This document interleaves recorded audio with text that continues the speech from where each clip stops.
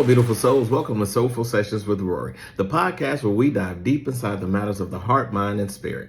And I am your host, Rory, and I'm thrilled to embark on this soulful journey with each and every one of you. Soulful Sessions with Rory is your safe space for introspection, inspiration, and maybe even a little revelation. Whether you're sipping your morning coffee, winding down after a long day, or just seeking a moment of connection, you're in the right place. Before we dive into today's Soulful Exploration, I want to remind you that Soulful Sessions with Rory is designed for entertainment purposes only. While we may touch on profound topics and meaningful discussions, it's important to approach our conversation with an open heart and a sense of curiosity. Life is a journey, and so is this podcast. We'll navigate the realms of self-discovery, spirituality, and personal growth. But remember, the insights we share here are not a substitute for professional advice or guidance. Always connect with the appropriate professionals regarding your unique circumstances. So whether you're a seasoned seeker or just dipping your toes into the waters of self-exploration, get ready for a blend of wisdom, laughter, and a touch of magic in each episode of Soulful Sessions with Rory. Don't forget to hit that subscribe button so you never miss a soulful moment. Follow me on social media, IG, Soulful Explorer, Facebook, Listening Veteran Life Coach, and Snapchat, Rory Space Soulful Explorer, with 2 L's to stay connected, share your thoughts, and be a part of this incredible community. Now let the journey begin. Sit back, relax, and let's fill our souls together. Today's Soulful episode is Stop Looking for People to Treat You Like You Treat Them. Be your own validation. Now, this one here is really profound because this can apply to romantic relationships, relationships with family members, friends, you name it. Because what happens is there's several people who get upset and bothered when they feel that someone isn't treating them the way that they treat them, or when someone doesn't live up to their expectations of how they want to be treated. You know, this can be almost in a sense an oxymoron, because on the one hand, you know, we're saying, you know, set boundaries and have people treat you the way you want them to treat you. But then on the other hand, we're saying that, hey, people aren't you, so they don't have to act like you. So the question becomes, well, which one is it? Which one do we do? Which one is the important one? So if you are looking for someone to tell you who you are, that's where it becomes tricky. If someone's communication with you, if someone's interaction with you helps you feel like you're a better person, or it helps you to feel love, or whatever it is that you're experiencing, that's where you might have a problem. Because what happens is, let's use a parent. Let's say your parent, your mother, your father, as you get older, they no longer cheer you on. They no longer tell you that you're doing a good job or how special you are. In fact, they do the opposite. They're constantly criticizing and critiquing your ability. And now you begin to question yourself, question whether or not you're a good person, whether or not you're a good parent, a good spouse, all because someone that you respected or someone that you admired or honored told you, hey, I don't know if you're doing that the right way. And that's why it's so important that you have to be your own validation. And also friendships. You know, I've heard people say, well, they don't call me, so I'm not calling them. You know, we make the assumption that if someone doesn't call us, they are not valuable friends. They don't want to be around us. They don't appreciate us. They don't support us. But is that always the truth? No, it's not. You know, sometimes life just be lifing. And I think that if you take into account how many times has this person really truly been there for you, whether you needed them or not. Because sometimes, let's be honest, we could be in our own feelings. You know, I've had situations where someone discounted my friendship with them simply because I wasn't there at the time they felt I should have been there. Well, here's the news flash. There was times where they were never there for me. But that's not how I looked at our friendship. And the times that that person needed me there, I was there. It just so happens later on in life started lifing, and I wasn't available emotionally. I wasn't available mentally. Not one time did that person say, hey, is everything okay with you? I've noticed. And so if I was to go off of having this person treat me like I treat them, earlier on, we wouldn't have been friends. And so now that friendship is now, I guess, disbanded because they felt I wasn't there when I needed to be there. And they didn't even check to see where I was. I still consider them a friend. Maybe not a good friend. But you know what? If that person called me and still needed someone to talk to, a listening ear, I probably would still be there. I'm not going to sit there and go, well, you abandoned me. The truth is that in a lot of situations, validation that you need is coming from you not being able to validate yourself. So I don't need that person to validate who I am. I don't need them to validate just my being. So that's why I'm able to go back to that friendship. Now, people seek validation from others for a variety of reasons. And a lot of times it's rooted in things that you wouldn't even believe that it's rooted in. Now, the first reason why we look for people to treat us the way we treat them is our self-worth and self-esteem. You know, sometimes we feel that if this person isn't treating me like I treated them, then I must not be worth it. I'm not valuable enough to them. So maybe I'm not valuable to anybody. And that's when you really got to take a look at yourself to understand that your value does not lie in how other people look at you. Your value is truly what you believe. You know, I could be wearing a watch that costs $3, but to me it's worth more money than anyone else could ever imagine. But the person next to me sees that it's only worth $3. So what kind of value do you see in yourself? Your self-worth, your self-esteem, your self-efficacy. Every day, what is the message that you're giving to yourself? Do you tell yourself you love you? You need you? You want you? If you're not telling yourself that, then why would anybody else want those things? Social connections is another reason why people seek validation. You know, we are supposed to be social creatures. That's how we were created and how we were designed. You know, we want to gain acceptance and build relationships. That's natural. The thing is that you can't get caught up in that. It's okay to want to belong to groups and be a part of a community, but not at the cost of your mental health. So if a group doesn't approve you or approve your standards, whether it be church, a sorority, a fraternity, whether it be family, just remember you are your own validation. Another reason we seek validation is insecurities and doubts. You know, sometimes we just seek that external validation because we're not sure who we are. We're not sure what we desire. We're not sure what we deserve. We could go to church every day and hear the word and still not believe we're worthy of anything. You are the true validator of yourself. Once you start validating yourself and you believe in yourself, things will change for you. Now, there's also social and cultural norms. We are literally brought up to believe that we're not good until somebody else says we are. Think about it. When you go to school as a kid, you're not a good kid unless you're getting good grades, right? No one talks about character. They talk about actions. They talk about things that you do. So we get into the mindset that the things that we do determine who we are. And we start seeking validation from outside sources to feel better. You're not a good husband unless you're paying all the bills. You're not a good man unless you're providing for your spouse. You're not a good wife unless you're cooking and cleaning. You know, and all of these are social norms that we're using to validate who we are. And more importantly, we're allowing other people to use it to validate who we are. Emotional support is, you know, really sometimes seeking validation from others. Am I right about the way that I feel? Am I right about being angry, upset, or hurt? Is this the right direction that I'm moving? You know, I need you to cry with me. I need you to be hurt with me. If you're not hurt with me, then you're not on my team. Again, you're seeking validation when the true validation is within. Nobody should be validating you but you. We seek validation at times just to affirm who we are.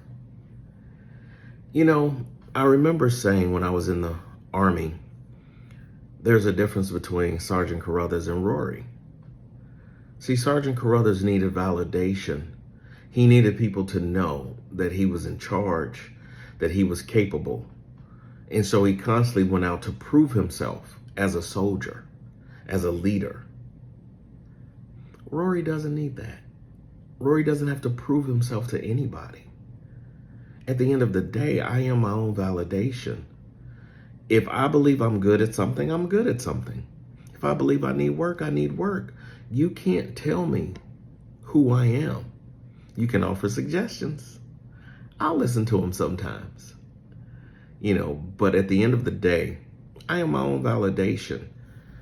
I am the person that decides if I'm healthy enough. I'm the person that decides if my mental health is in the right place. I'm the person that decides if my physical health is in the right place. I'm the person that decides how my beard is going to look. What kind of clothes I'm going to wear, what looks good to me. I don't care about your opinion because you don't validate me. Now, if I have a significant other, I'll ask, well, baby, does this look good? Because I want to know what pleases her eye. I'm looking for validation in a different form, but it's not for approval from her. It's so that I can please her and add something to her. I want her to be happy. It doesn't mean I think less of myself. So there's okay with some types of validations. Another reason we seek validation is fear of rejection. Because guess what? If we're not doing things a certain way, then we'll be shunned by our family, by our friends, by our coworkers, by our supervisors. So we try to conform to a belief system. That's another form of validation. Because when you don't, you're an outsider. And there's some people that will say, oh, look at you. How dare you think how dare you think by yourself? How dare you not think like everyone else? What's wrong with you? There's nothing wrong with me because I don't need validation. I don't need somebody to tell me that I'm part of a group, part of a system. I don't need it. Is it enjoyable sometimes? Absolutely. I enjoy being part of a team, part of a group, but I don't have to be. I don't need to agree with everything that's said. My logic, my common sense is different than yours, and that's okay. I'm wise enough to understand that if it's not my system, I don't have to agree with it in order to support it. Achievement and recognition. Another way we seek validation. Because we want to be recognized. We want someone to tell us we're good, we're great. But when you're your own validation, that's what you do for yourself. You set the stage for your greatness. Now, if you're constantly giving yourself the message that you're not good enough, then guess what? You're not going to be good enough. And you're going to constantly seek that validation. You're going to wait for someone else to tell you you're doing a good job at work. You're going to wait for your spouse to tell you you're a good father or a good mother. You're going to wait for your kids to tell you you're a good parent. You're going to wait for everybody to tell you who you are but you. Now, what we may not realize is the reasoning behind seeking these validations. And there are several things that could attribute to why you are the way that you are now, why you need to feel certain things. First on this list is abuse. Physical, emotional, and even sexual abuse can give you the feeling that you need to be validated.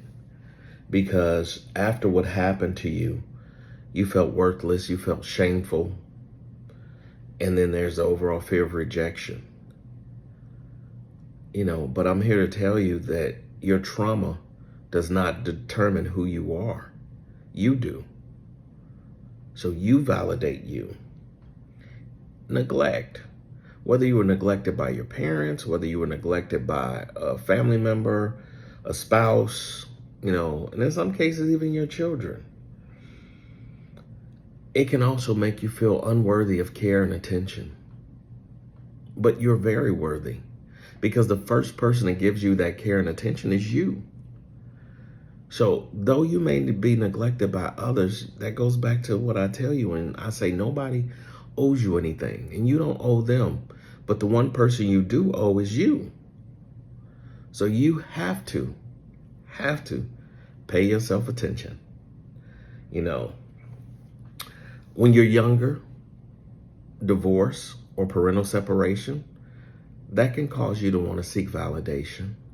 Sometimes we feel like we were the cause of the divorce, and thus we're not worthy. We're unwanted. We're rejected by the other parent. That divorce had nothing to do with you. You are still your own validation. You don't need their relationship to determine who you are. You don't have to live in fear anymore of being rejected. And it's the same thing when you lose a loved one. Losing a loved one goes back to neglect, separation, all those things. So again, you're going to seek validation through your relationships with other people. So you got to be careful with that as well. Now, this one I think is overlooked because when we're young, we don't take it into consideration. But bullying. And we think bullying only happens in school. No. What about being bullied by a family member? What about being bullied by a parent? And yes, parents can be bullies because parents recognize and realize that, hey, this child has to do what I say. And they can be mean-spirited at times. You may even bully your children and didn't even realize it. So you're creating in them the need to feel valid. Because once someone takes something from you, whether it be your pride, self-esteem, you do feel worthless. You do feel unwanted, unloved. But it goes back to you recognizing who you are and being your own validation. You have to be. This next subject is touchy, domestic violence. Domestic violence isn't just against a husband and a wife or a wife and a husband. We're talking, family members. It's an array of things. Constantly being in that situation can cause you to question if anybody loves you, because you're literally having to fight or just run or be abused by somebody you love. And it makes you wonder, am I enough? Am I good enough? Well, I'm here to tell you, you are. And the first person to validate you is you. That person that's abusing you does not determine who you are. You do. So remember that. We overlook this next one, parental substance abuse. Whether your mom and dad were drug addicts, alcoholics, pill poppers, whatever you call it, we sometimes don't recognize the profound effect that it has on us, because that's another form of neglect when they put a substance before your own well-being. Goes back to, are you worthy? If you understand who you are for you, you don't have to worry about whether or not you're worthy. Again, you are your own validation. The problem that they had with alcohol or even with you had nothing to do with you.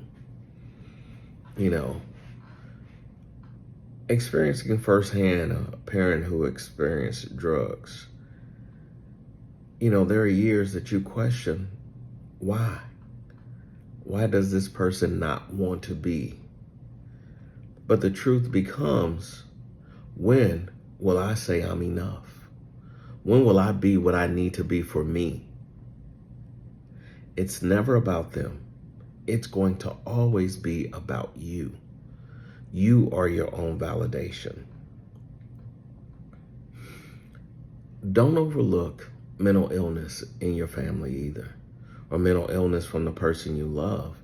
Some people just don't have the capacity to be what you need them to be. But if you are validating yourself, then you have the capacity to be what you need to be for you. A tiger never changes its stripes. So you can't expect a tiger not to eat you up. Just what tigers do.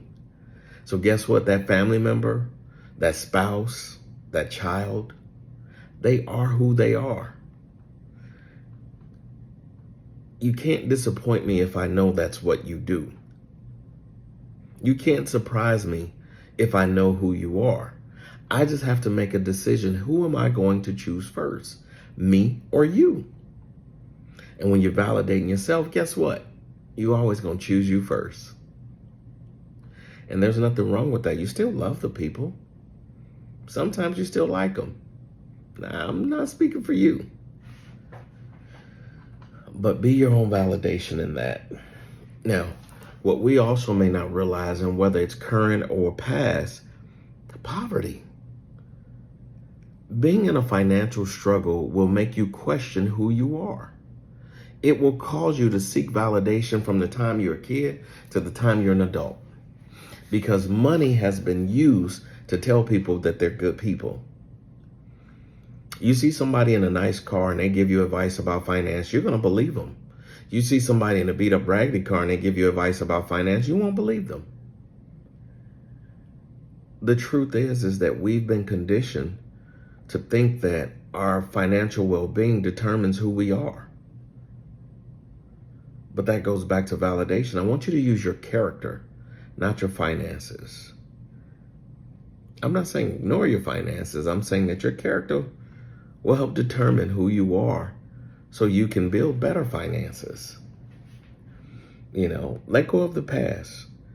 Being poor, living in poverty, doesn't have to be your current situation, and it doesn't tell you who you were then or who you are now. It was just a situation. When you have critical or controlling parents, that can cause you to seek validation.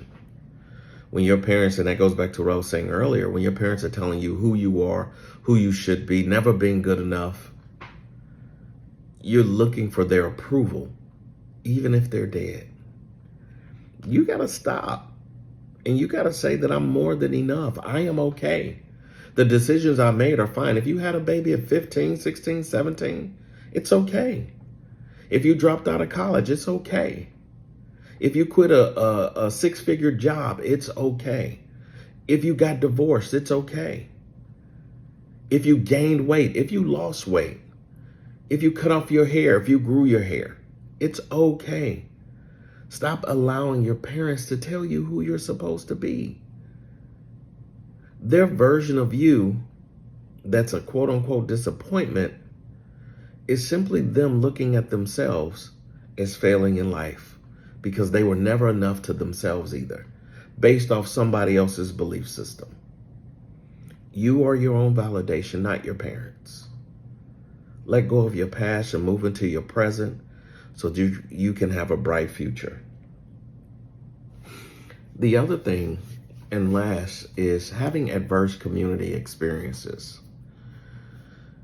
Growing up, and if you're in a neighborhood where you're ridiculed, you're talked about, people just didn't like you or your family. You could have experienced racism, sexism. You could have experienced an array of things that question your character. Going into a store and be looked at as if you're a thief. Those people don't validate you. You need to be okay with people accusing you of things. I'm not saying let them accuse you. No, what I'm saying, don't let it emotionally jolt you. You can deny and defend yourself without it being emotionally jolting. I have been accused of things that are just downright hilarious to me. And it's hilarious because no matter what's said, people believe what they want to believe. I don't care. I don't care what you believe about me. I know my truth. I speak my truth. But my truth isn't for you. My truth is for me. So your truth has to be for you. Stop allowing life circumstances to determine who you are. It's like I've always said, what hurt you doesn't have to control you. But now I need you to know that what's said and done doesn't have to hurt you either. Might feel a little awkward or surprising, but you don't have to let it be at the root or the foundation of how you exist. I know that you have the ability to be everything that you need to be for you. And I know that you have the ability to move forward. Every day that you get up, there should be something that you say to yourself that begins your day. I am love, I am life, I am living. I am everything that I desire to be, and I am everything that I'm going to be. Nothing can stop me.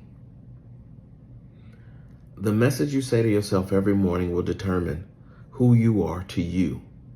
And what you'll notice is as you begin to understand who you are to you, the people around you will begin to see the same person. So if you want people to see you as a serious individual, be that for yourself. Fun, be that for yourself. Loving, be that for yourself. All of the above, be that for yourself. Take yourself out on a date. Tell yourself good job for what you did at work. Good job for what you did for your children, for your spouse. Good job for taking a chance every morning on life. Just know that I'm proud of you, and I know that you're going to do great. So, if you take nothing else with you today, I want you to remember that you are your own validation. Stop looking for people to treat you like you treat them. You can still be friends with those people that don't act like you. Accept them for who they are and just keep moving forward. If you're in Texas and you feel you need a therapist, you can go to www.mentalhealthdefenseandfitness.com to schedule an appointment for mental health services. Thank you, beautiful souls, for joining me today on another enlightening episode of Soulful Sessions with Rory. If this episode resonated with you, please share it with someone who might benefit as we navigate the depths of introspection and explore the boundless possibilities of the human spirit. Remember that your journey is uniquely yours, and every twist and turn is a sacred part of your story. Embrace the whispers of your soul, and the echoes of our conversations linger in your heart, sparking a flame of self-discovery. Until we meet again in this realm of shared wisdom, stay true to your essence, stay connected to the rhythm of your soul, and always remember that you are a masterpiece in the making.